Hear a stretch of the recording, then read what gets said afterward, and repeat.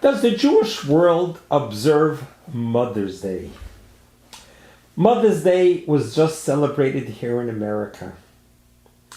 Mother's Day, the cards, the flowers, the gifts, the messages is so heartwarming and so beautiful. All the commercials that are out there getting us ready for Mother's Day. And the various stores always have the finest flowers to put out on Mother's Day. So Mother's Day has become quite the celebration here in America. But the question is, in the Jewish religion, we have our own calendar. We do. We're so different. This is, many say, why anti-Semitism is so powerful, is because people just don't like people that are different. We are different not because we've made ourselves different.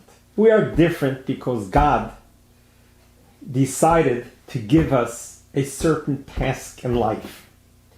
At Mount Sinai, 3,367 years ago, God took us at Mount Sinai, took us out of Egypt, out of 200 plus years of slavery, brought us to the mountain. At the mountain, he gave Moses the 10 Commandments. And then he makes a deal with us. And he says, guys, you're freed from Egypt, but I got news for you. I got a job for you. I need you to be my partner in this world. I need you to be a light unto the nations. I need you to teach the rest of the world what I'm going to teach you now. So I'm going to give you the 10 Commandments. There were 3 million Jewish people, Israelites, there at the time. I'm going to give it to you, but I'm going to entrust it in you that you're going to teach it to the rest of the world. Not only are you going to observe it, not only is it going to be part of your life, but you're going to share it with others. And thus has begun our journey. That God said, listen, I will be your God, and I will take you to be my child, but you got to accept me as your God. But if you're going to say me as your God, you have to believe in me, you got to trust me, and you got to follow what I'm going to tell you. And you're going to have to live a rigid, prescripted life. It's not going to be easy. It's going to be a journey. And that is the Jewish life in a nutshell. That's what we're all about. We're basically a group of people. We didn't ask for it. God decided that we are going to be people who are going to leave Egypt in bondage, receive the Torah, and we're going to be given a task to teach it to the world. How lucky are we to teach something to a world who is not interested? At the time, the world was deep into paganism. At the time, the world had no law and order. At the time, the world had no judicial system. Everything was Wild West. And here, we, the Jewish people, have to break that mold. We have to introduce morality, justice, ethics, morals into a world that never had it. And every step of the way we were counted with opposition, with obstacles. It took us 40 years to make it to Israel. We finally came to Israel. We had to conquer the nations that were there. And until today, the world turns on us. Predominantly why? Because we're different. Because we have a set of rules that we live by different than the rest of the world. And it's okay to be different. Just because we dress different, we act different, doesn't mean we have to be treated differently.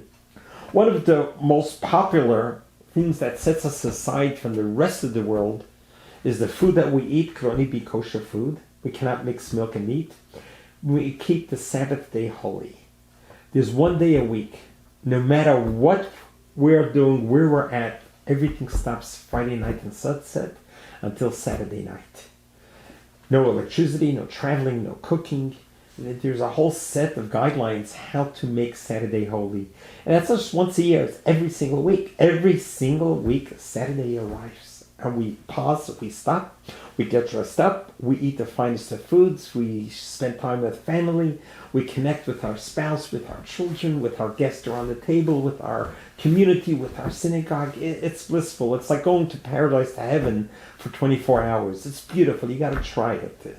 I think nowadays, more than ever before, to get unplugged for 24 hours is amazing.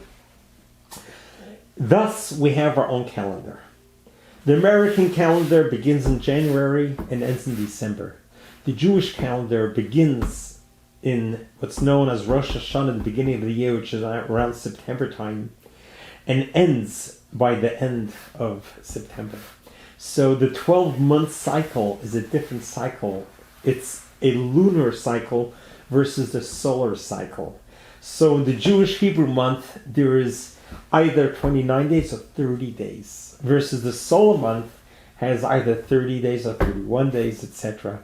So there's 11-day difference every year between the Hebrew calendar and the American calendar, or known as the Gregorian calendar.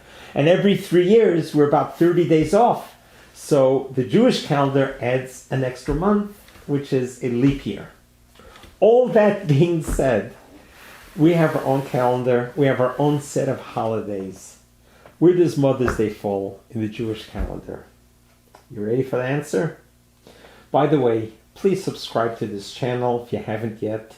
Let others know about this channel. It's a beautiful daily dosage of inspiration that can really help you in your knowledge and in your life from day to day.